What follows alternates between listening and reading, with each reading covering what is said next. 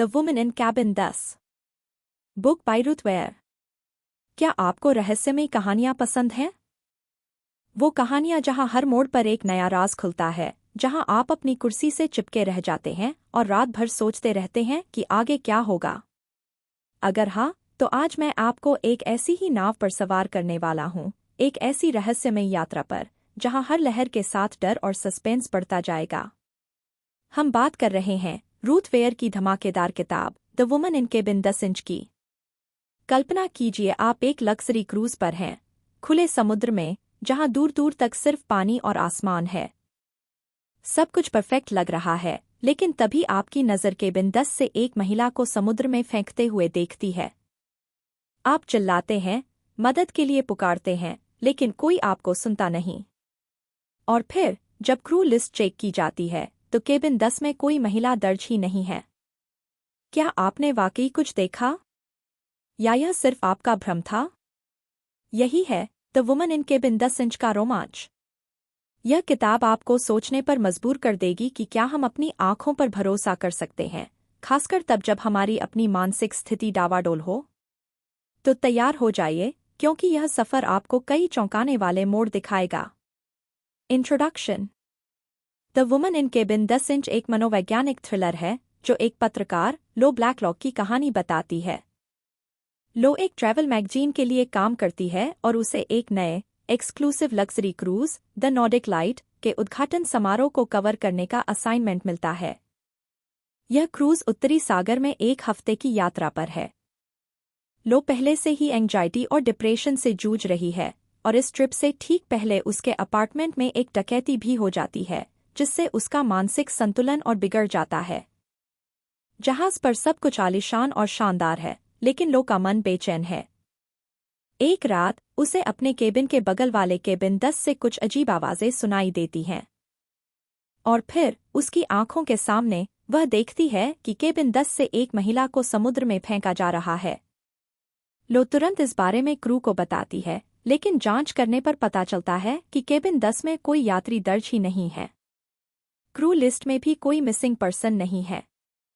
क्या लो ने वाकई कुछ देखा, या यह उसकी बढ़ती हुई एंग्जाइटी और नींद की कमी का नतीजा है? रूथ वेयर ने यहाँ लिमिटेड पर्सपेक्टिव का शानदार इस्तेमाल किया है। हम लो की आंखों से सब कुछ देखते हैं, और उसकी मानसिक स्थिति के कारण हम भी उसके साथ हर पल संदेह में रहते हैं। क्या लो विश्वसनीय है, या वह बस भ्रम में है? यह सवाल पूरी किताब में हमें परेशान करता रहता है। मुख्य अवधारणाएं और उनकी गहराइयाँ। आइए इस रहस्यमयी कहानी की कुछ मुख्य अवधारणाओं पर करीब से नजर डालते हैं। एक अविश्वसनीय सूत्रधार, अनरिलायबल नैरेटर। इस कहानी का सबसे महत्वपूर्ण पहलू लो ब्लैकलॉक का अविश्वसनीय सूत्रधार होना है।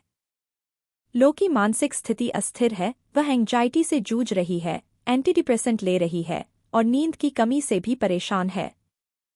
जब वह दावा करती है कि उसने एक हत्या देखी है, तो क्रू और यहाँ तक कि पाठक भी उस पर संदेह करने लगते हैं।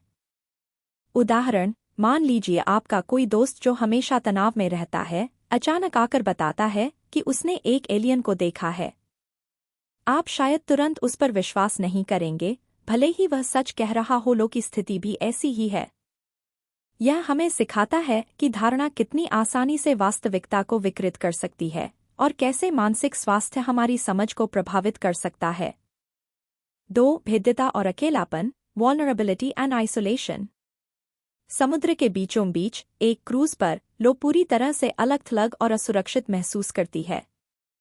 कोई उस पर विश्वास नहीं करता, और उसे लगता है कि वह सचमुच अकेली है। यह अकेलापन उसके डर और भ्रम को और बढ़ा देता है।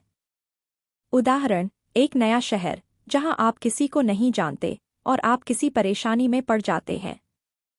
उस समय आपको कितना अकेला और असुरक्षित महसूस होता है, जब कोई आपकी बात सुनने को तैयार न हो। लो का अनुभव भी ठीक ऐसा ही है, जहां वह विशाल समुद्र में घिरी हुई है और कोई उसकी मदद के लिए नहीं है। 3. पहचान और उपस्थिति, आइडेंटिटी एंड प्रेजेंस। कहानी का मुख्य रहस्य केबिन 10 की महिला से जुड़ा है, जिसका कोई अस्तित्व नहीं लगता। यह हमें पहचान की अवधारणा पर सोचने पर मजबूर करता है। अगर किसी व्यक्ति का कोई रिकॉर्ड नहीं है, तो क्या उसका अस्तित्व भी नहीं है?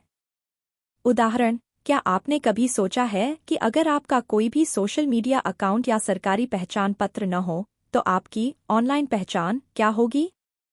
यह कहानी हमें बताती है कि कैसे एक व्यक्ति की पहचान उसकी उपस्थिति और मान्यता से जुड़ी होती है।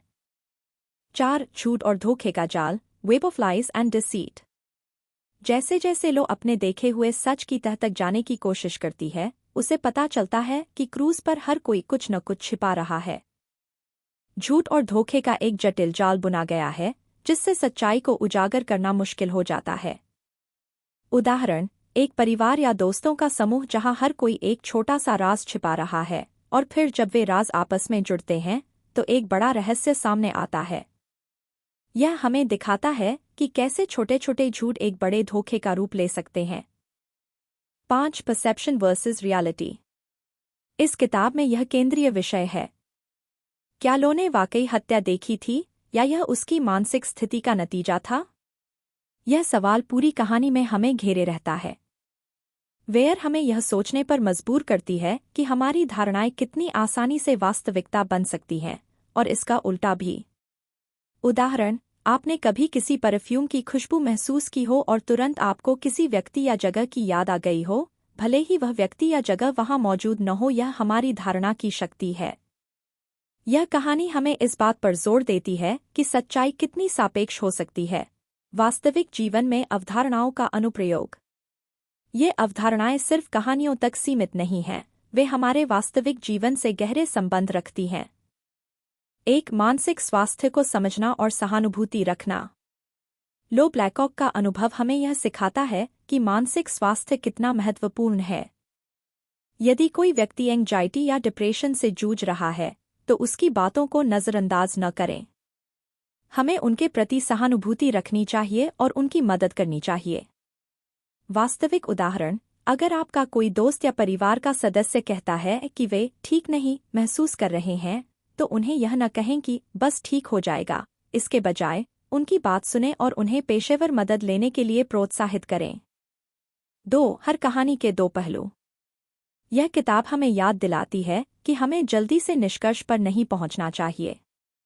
हमें हमेशा हर कहानी के दो पहलू सुनने चाहिए और अपनी धारणाओं पर सवाल उठाना चाहिए।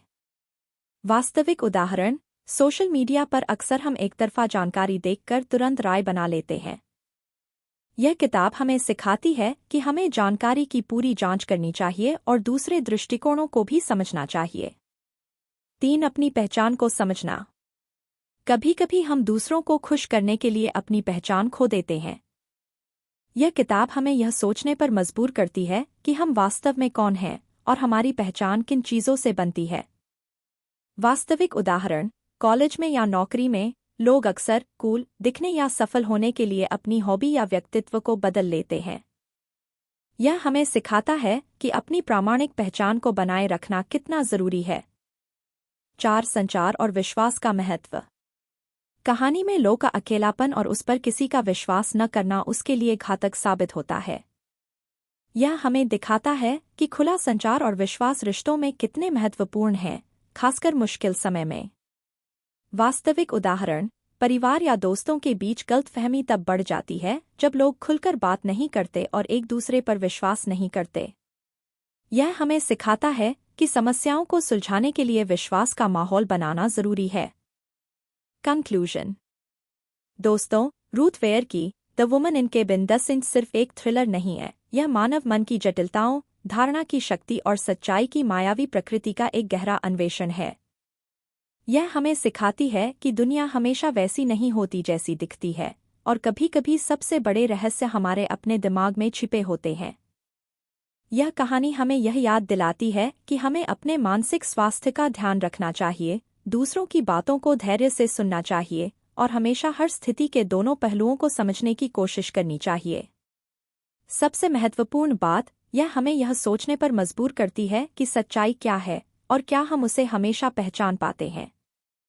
यह किताब आपको अंत तक बांधे रखेगी, और जब आप इसे खत्म करेंगे तो आप शायद हर चीज पर थोड़ा और संदेह करने लगेंगे।